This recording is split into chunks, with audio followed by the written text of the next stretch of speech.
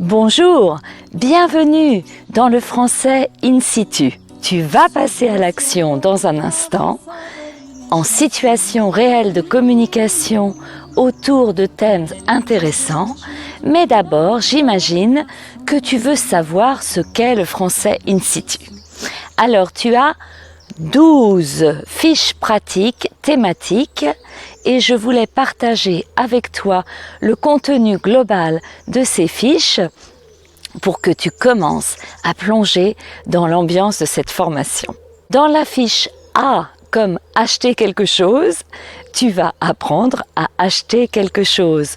Nous sommes allés dans un magasin à Saumur et ensuite chez une artiste bijoutière à Fontevraud.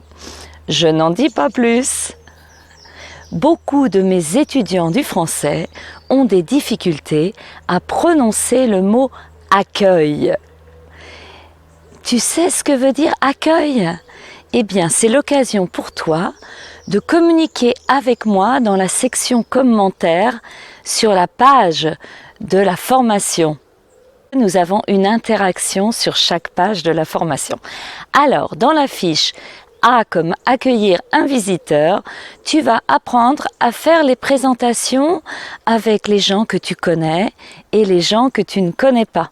Parce que c'est important pour toi d'inviter un voisin ou un ami français à l'apéritif, n'est-ce pas?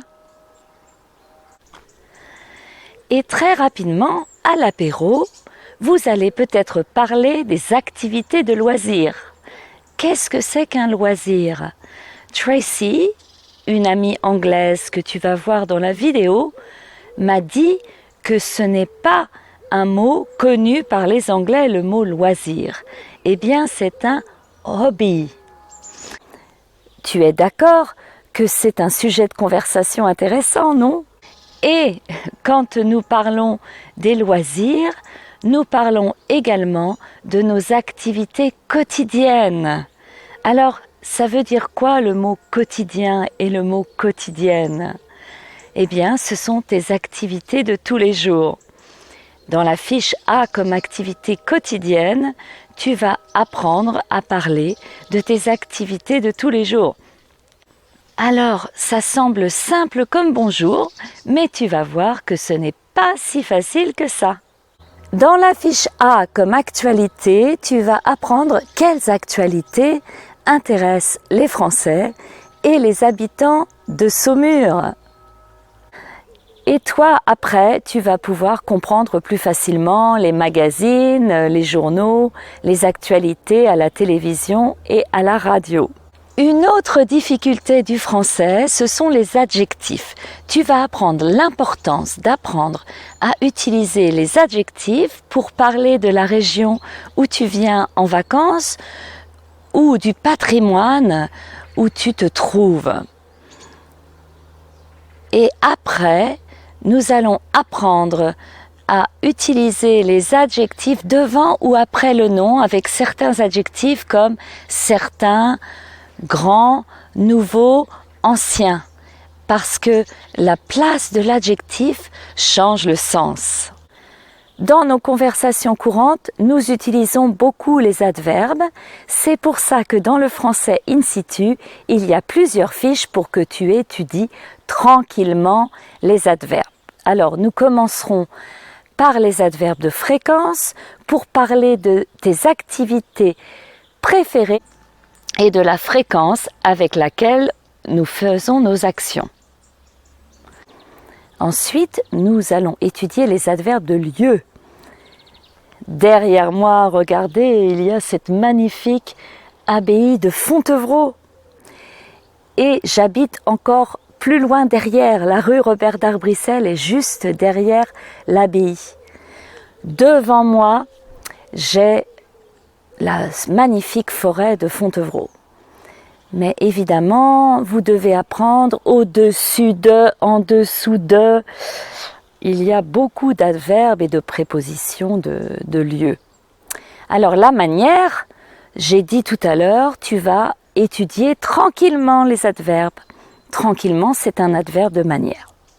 Est-ce que tu as déjà dit en français « je t'aime » je vous aime.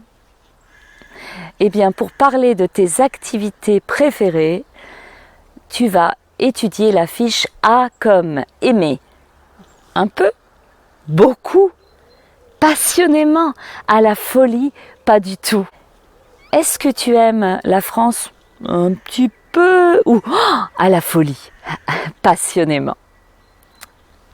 Pour terminer, je vais t'emmener dans le passé grâce à la fiche A comme album souvenir. Et tu vas pouvoir réviser l'imparfait. Mais au fait, est-ce que tu as étudié la fiche gratuite A comme en année? Parce que beaucoup de mes étudiants ont des difficultés pour utiliser en année.